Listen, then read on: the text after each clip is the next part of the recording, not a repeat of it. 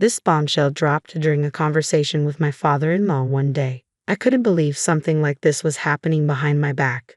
My name is Emma, and I'm 29. I've been living with my husband John since we got married 4 years ago. This particular incident occurred when I came home from work one day. My usually late arriving husband was already home. I sensed something was off just by looking at him. Cans of beer and highball drinks were scattered all over the floor, and his face was flushed red. "Whoa, John, what's going on?" I rushed over to him. "Enough, I can't take it anymore," he snapped. "What do you mean, you can't take what? And since when do you drink this much?" "That's my business, darn it." His words came out slurred and harsh. John complained about his company constantly, bad-mouthing his boss and colleagues. Something must have gone wrong at work. Trying to calm him down, I said, "It's been a tough day, huh? I'm making your favorite stew for dinner tonight. Let's eat together." Despite my upbeat attitude, his facial expression remained unchanged. In fact, he seemed even more irritated. My husband kept drinking, so I decided to speak up. "Hey, John, are you okay? You have work tomorrow. Maybe you should get some sleep," I suggested gently. He let out a big sigh. "I'm done, Emma. I'm not going to work tomorrow." "Not going to work? What's going on? Did you get into a fight with your boss?" I probed further. "No, I simply got fired," he muttered. "Fired? That's too abrupt." "Why? What happened?" I was taken aback. "Don't ask me. They just told me out of the blue. I don't know if it's poor management or cost-cutting, but honestly, I'm done with that place." "I feel relieved now," he said with a mix of resignation and bitterness. To be honest, I was anything but relieved. We could afford our current home because both of us were working. Expenses for groceries, bills, and even money sent to my father-in-law and mother-in-law. We relied on both incomes. Now, with John fired and seriously drunk, if he doesn't find a new job, we won't be able to continue supporting his parents. With that thought weighing heavily on my mind, I decided to contact my father-in-law when the time was right. The next morning, as expected, I found my husband asleep on the sofa, empty cans strewn everywhere indicating he had been drinking late into the night. After cleaning up the cans, I called my father-in-law. "Hello, is this father-in-law? Sorry for calling so early." "Oh, Emma, what's going on?" "Well, it's hard to say, but John was suddenly fired." "John got fired? Is this for real?" "Yes, he mentioned something about poor management and cutting personnel costs. It's sudden." As I explained the situation to my father-in-law, I felt terrible. After all, it was thanks to him and mother-in-law that my husband had his job. Ever since we got married, he was addicted to slot machines. In the beginning, I had no idea about his gambling habit and cheerfully saw him off to work each morning. I had always assumed he was genuinely working hard. But when I noticed a tobacco smell coming from my husband who never smokes, I instantly felt something was off. I confronted him right away. He defended himself, saying he started smoking due to stress. "No way, you used to hate smoking so much." My husband's behavior kept getting stranger by the day. The kind and gentle man he once was seemed to disappear, replaced by someone increasingly volatile. One day, he stopped hiding the fact that he was going to the casino. Even worse, he started pouring his entire salary into gambling savings. He didn't care about skipping work anymore. All that mattered was whether he won or lost that day. "Hey, are you really not going to work anymore?" "Shut up. It's none of your business. I'm using my own money, so stay out of it." He rudely dismissed me and hurried out of the house. As always, he came home after losing all his money. When he hit rock bottom, he even asked me for money. "I'll double it and pay you back. Just lend me $300. I'm telling you, tomorrow is going to be good." You can't keep borrowing money when your husband is in trouble. His character keeps changing due to gambling. The gentle husband I once knew is long gone. Eventually, he started borrowing money just to gamble. I finally lost it at this point. "Wait, what are you doing? Borrowing money to play slots is absurd, don't you think?" He doesn't show any sign of remorse, no matter how much I press him. In fact, he gets defensive and blames me. "It's your fault, I had to borrow money." "What? I had to take out a loan because you wouldn't lend me money?" This guy is totally addicted to gambling. If I don't stop him now, we'll go bankrupt. "Are you kidding me? I didn't refuse to lend you money because I wanted you to quit playing slots. I'm covering all our living expenses since our savings are gone, and you still blame me. Just lend me the money, I'll win at the slots and prove it. Just listen to me." Have you ever hit a big win? I don't think so. Stop chasing illusions and face reality. Stop interfering with my entertainment. I wish you would at least stay within the bounds of reason. But my husband was fully addicted to gambling. This reckless behavior was tearing our marriage apart. No matter how much I tried to get through to him, he wouldn't listen. I was starting to lose hope. Days became long as I was consumed by my worry. It was my father-in-law and mother-in-law who finally stepped in and set him straight. Do you even realize you have a family? You're racking up debt over slot machines. Apologize to Emma now. Yeah, you have an amazing wife, and you're ruining it. If you keep this up, she'll divorce you. Father-in-law and mother-in-law scolded him time and again, stressing the importance of marriage and family. Finally, he broke down and apologized. Emma, I'm really sorry. I swear no more slot machines. Please forgive me. Afterwards, my father-in-law said to me, Emma, what our son did is inexcusable. We've also put you through so much. If you can, please find it in your heart to forgive him just this once. Seeing the desperation in my in-law's apology, I decided to give my husband another chance.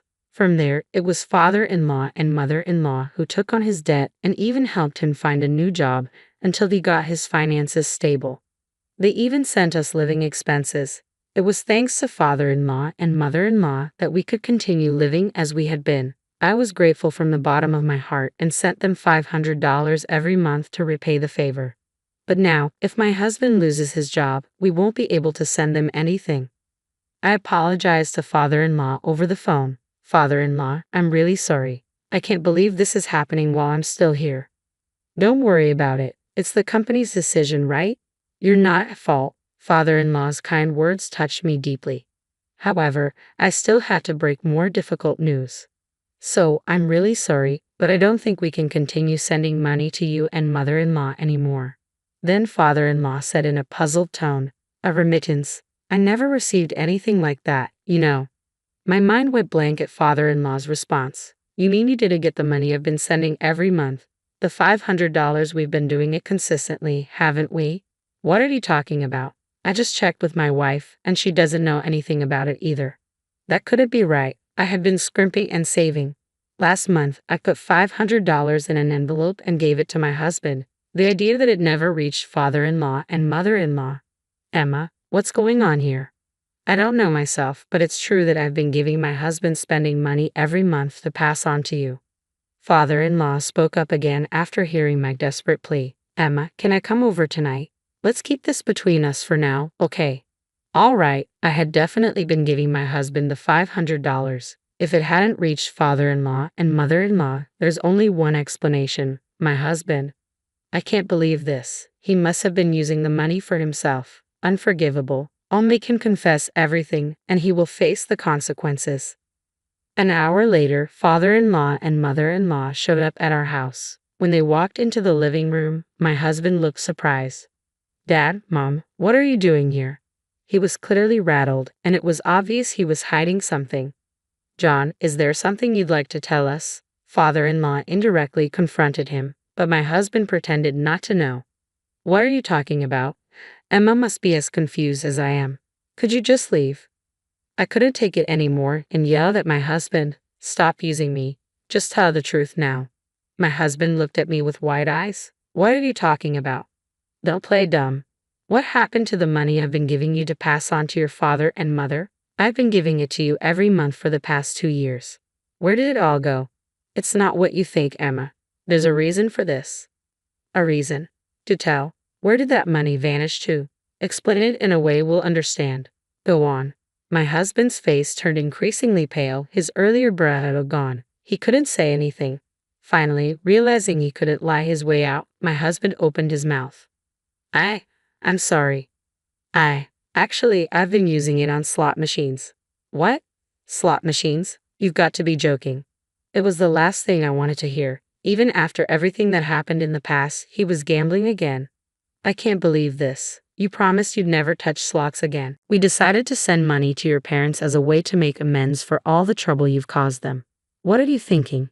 Tears spilled down my cheeks as I yelled at him. Was I the only one who thought we'd finally be able to give back to his parents? My vision blurred from the tears. His mother gently patted my back. Just to confirm, is it true that you got laid off due to company reasons? She'd asked. At his father's question, my husband visibly flinched. Yes, it's true, he admitted. John, if there's a time to correct the record, it's now. If we find out you're lying. His father's voice trailed off. Before his father could finish, my husband hurriedly apologized. I'm sorry. The truth is, I was fired due to my poor work performance. It wasn't due to company downsizing or cost-cutting. I was speechless at my husband's words, completely dumbfounded. His father-in-law quickly pressed on. What do you mean by poor work attitude? What the heck have you been doing? Actually, they found out I've been skipping work to go to the casino, my husband confessed. This is hopeless, I thought. The moment I heard that, everything felt utterly ridiculous. I had forgiven his past and decided to start fresh to support each other. What was all my effort for? Are you kidding me? His dad exploded in anger. How many times do we have to say it? Grow up and act responsibly, especially when you have a family. And yet you pull this stupid stunt again. Beside me, his mom quietly wept. I couldn't even shed a tear. All I could do was look at my pathetic husband, who just kept apologizing. Facing the enraged father-in-law, my husband kept making excuses without end.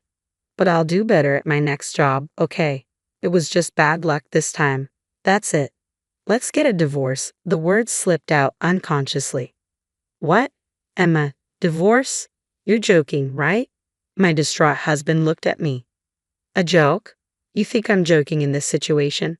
But isn't divorce a bit extreme for this? I exploded with pent-up anger. Do you even understand what you've done? It's no different than embezzlement. My voice quivered with anger. It's too late. You've betrayed us twice. I have no confidence in spending my life with someone like that. We're getting a divorce. I can't believe this, his dad, who had been watching, nodded in agreement. We don't consider you our son anymore. From now on, we cut our parental ties. What? Wait a minute, Emma. Mom, Dad, you're joking, right? Forgive me, please. My husband pleaded through his tears. Their minds were made up. There was no turning back. I had him fill out the divorce papers right there in front of his parents. Thank you for everything. Goodbye. With my packed bags and the divorce papers in hand, I left the apartment. Emma, wait. Let's talk this over one more time. I won't do it again. I promise. Wait for me, Emma. He screamed after me the entire time, but I never looked back. It seemed his parents had the same resolve. They moved far away right after this incident, making sure he couldn't rely on them anymore. I haven't kept tabs on him since. Rumor has it the debts from his gambling have piled up, and he's in a tight spot now, apparently scraping by and running away from creditors. Hearing about his predicament doesn't stir any feelings in me. It's all his own doing. On the other hand, I've been living a fulfilling life. I still maintain a good relationship with his parents. We even meet up for meals during my days off. Marrying him was a mistake, but meeting such wonderful in-laws has become a treasure for me. Going forward, I want to give back to them as much as I can.